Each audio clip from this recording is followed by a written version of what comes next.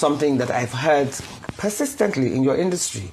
Is it true that this rumor that there's a cabal that controls when your movies should come out and when they can't come out? That there's a cabal in the background working against you sometimes? I think every industry has its favorites and for whatever reason, but I think mostly it will be because of sales. So I wouldn't say, to be honest, I wouldn't say it could be a cabal. I'll say people are maybe favored because they maybe feel that if they come out at a certain time, it favors the people who control that time or that's the finances at that time. So if we're talking about, say, cinemas, for example, naturally, if you are going to bring me money to my cinemas, I'll want to favor you. But I've heard of instances where sometimes you go as far as even going to the movie and they'll tell you, no, don't watch movie A, watch movie B. But that is also... Does that exist? So I'm just entering the cinema space, so I'm very blunt. Yes. So I will let you know how it is. Yes, please let me know. But I have heard these things. Are you serious? Oh yes, people have been saying actually divert customers. The actors themselves who have, or producers who have put movies out at this time have said they have. So it's not like they say they have come out to say this has happened to them.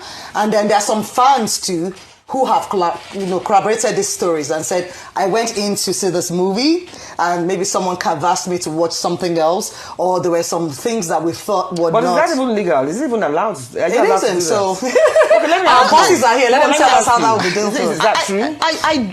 It's not true. It's not true for Ebony. I can't speak for all the cinemas in Nigeria, but I can most certainly speak for Ebony Life Cinemas that it is not true.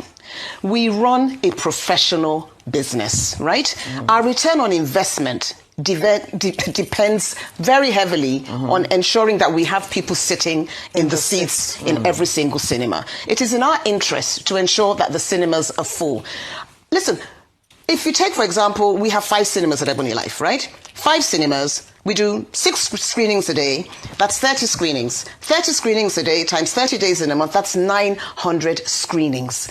There is plenty of space. Now, even if you're saying, oh, some people prefer to have peak hours, 50% of that is 450 screenings. One movie can't dominate 450 screenings in a month. We need to break this down for everybody to understand that there is enough room for all major films to be seen. Now, when your film is in our cinema, and if it has no audience, and I'm running air conditioning, and I've got staff to pay, right?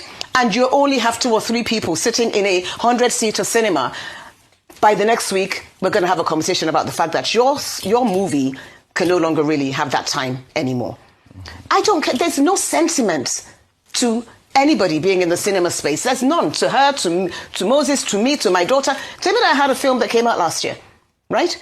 When it wasn't performing, we had to say we had to move that film out. So there's no sentiment. This is about making sure that we have a return on investment. It does not matter who is the owner of the film. If I am able to make a film and we're not able to fill up the seats, it's going to go to the next film that can. It is as simple as that.